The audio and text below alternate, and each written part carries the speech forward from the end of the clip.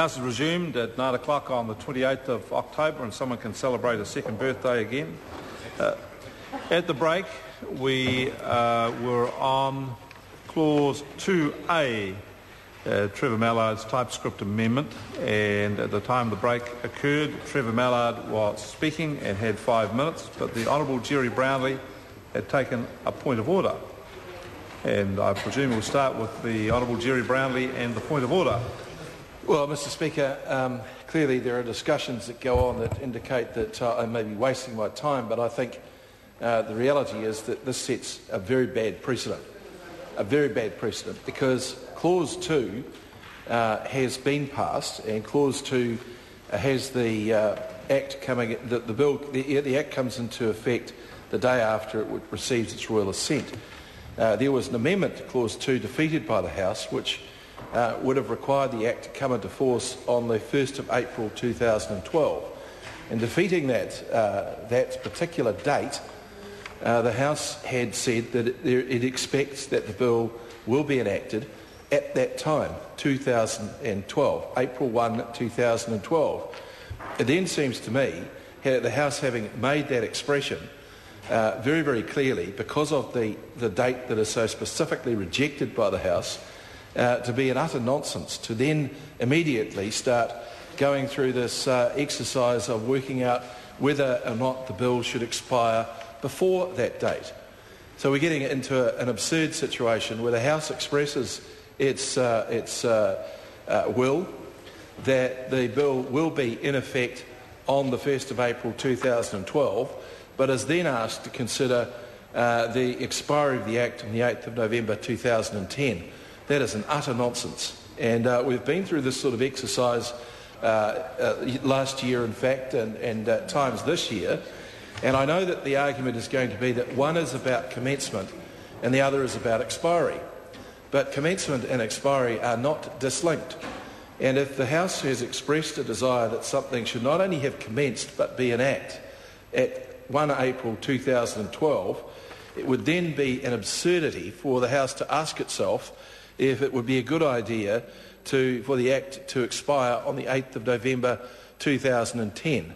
So we end up getting into all of these sort of ludicrous situations. We could equally then go into a situation where we had a day-by-day arrangement, and we've already had an expression from the Speaker, and indeed I think it was Erskine May that put the proposal to you, that if there was a decision made by the House about a future date, and there was rejections of other dates leading to it, then there was no need to go day by day. And this comes into that same category.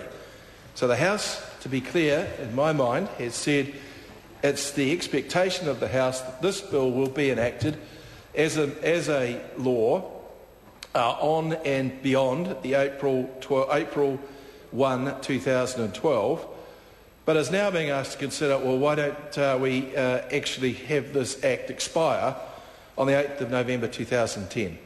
That's retrospective on the decision that has previously been made by the House. And it'll be utterly appalling if we're having to spend time going through this exercise today. Speaking of point of order, I'll listen to the Honourable Trevor Mallard. Mr Chairman, I don't want to take much of your time because I think the answer is pretty obvious. I think most members in the House understand the difference between starting and finishing, between commencement and expiry, and the comments that the Leader of the House made could well be good debating points during the debate on the commencement. On the expiry date of the bill. Clearly some members on this side of the House think if such bad legislation is to come in, it should be short-term legislation and should have a sunset clause. Now, the concept of a sunset clause is one which is common. Normally I accept the view of the member, and it's normally, there's a few more actual sunsets before the sunset comes down on legislation. But I think it's also fair to say that this is very controversial legislation. Members have a strong view and they have a right to debate it. Speaking further to the point of order, Mr Chairman. I take the Honourable Darren Hughes. Mr Chairman, I think that the danger here is getting into a discussion or a debate about the substance or the nature of the amendment. And the opposition doesn't want to do that by way of point of order. We want to do that by way of debate. But the reason for my point of order, sir, is that the Leader of the House on several occasions referred to decisions that the House had taken with respect to amendments and to clauses in the bill. And I think it's very important to stress that the House has taken no decisions. We are in the Committee of the Whole, and it will be a decision for the House whether it accepts the report of the committee.